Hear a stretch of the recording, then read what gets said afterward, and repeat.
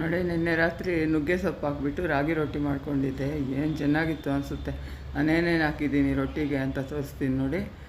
ನೋಡಿ, ಸಣ್ಣ ಲೋಟ, ಒಂದು ಲೋಟ ರಾಗಿ ಹಿಟ್ಟು ಎತ್ಕೊಂಡೆ. ಇದರಲ್ಲಿ 2.5 ರೊಟ್ಟಿ ಆಗುತ್ತೆ ನಾನು ತೊಟ್ಟಿರೋ ಸೈಜ್ಗೆ, ಒಬ್ಬರಿಗಾಗುತ್ತೆ. ಜೇಡಿ ಇಟ್ಕೊಂಡ್ಬಿಟ್ಟು ಈರುಳ್ಳಿ ಒಂದು ಸಣ್ಣ ಕಟ್ ಮಾಡಿ ಹಾಕಿದೆ, ಹಸಿಮೆಣ್ಸಿನ್ಕಾಯಿ ರೌಂಡ್ ಕಟ್ ಮಾಡಿ, ಮತ್ತು ಕೊತ್ತಂಬರಿ ಸೊಪ್ಪು, ನುಗ್ಗೆ ಸೊಪ್ಪು ಒಂದು ದೊಡ್ಡ ಹಿಡಿ ತೊಳೆದ್ರೆ ಇಷ್ಟ ಆಗುತ್ತೆ.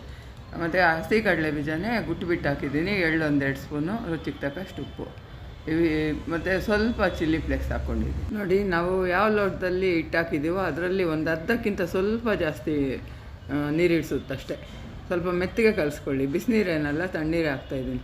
ಈ ಸೈಜಲ್ಲಿ ತಗೊಂಡು ಹೆಂಚಿಗೆ ಎಣ್ಣೆ ಹಚ್ಚಿಬಿಟ್ಟು, 2 ರೊಟ್ಟಿ ಅಲ್ವ ಅಂತ ಹೆಂಚಿಗೆ ತೊಟ್ತಾಯಿದ್ದೀನಿ. ಈ ಥರ ಎಣ್ಣೆ ಹಚ್ಚಿಬಿಟ್ಟು ಹೆಂಚಿಗೆ ತೊಟ್ಕೊಳ್ಳಿ, ಫುಲ್ ಕ್ರಿಸ್ಪಿಯಾಗುತ್ತೆ. ರಾಗಿ ರೊಟ್ಟಿ ಅಂತೂ ಹೆಂಚಿಗೆ ತೊಟ್ಕೊಂಡ್ರೇ ತುಂಬ ಚೆನ್ನಾಗಿರುತ್ತೆ.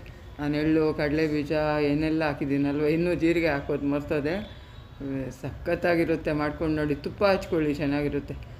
ನೋಡಿ ಹೆಂಗಿದೆ, ಈ ಕಡೆ ಆ ಕಡೆ ತಿರುಗಿಸ್ಕೊಂಡು ಫ್ರೈ ಮಾಡಿಕೊಂಡು. ನಾನು ಇದಕ್ಕೆ ಉಪ್ಪಿನಕಾಯಿ ಚಟ್ನಿ ಮಾಡಿದ್ದೆ ಮಧ್ಯಾಹ್ನ ಮುದ್ದೆಗೆ. ಆ ಚಟ್ನಿನೇ ಹಾಕ್ಕೊಂಡು ತಿಂತಾಯಿದ್ದೀನಿ ನೋಡಿ. ರಾಗಿ ರೊಟ್ಟಿಗೆ ನಿಂಬೆಹಣ್ಣು ಉಪ್ಪಿನಕಾಯಿ, ಇಲ್ಲಾಂದರೆ ಉಪ್ಪಿನಕಾಯಿ ಚಟ್ನಿ ಹಾಕ್ಕೊಂಡ್ರೆ ತುಂಬ ಚೆನ್ನಾಗಿರುತ್ತೆ. ಮಾಡ್ಕೊಂಡು ನೋಡಿ.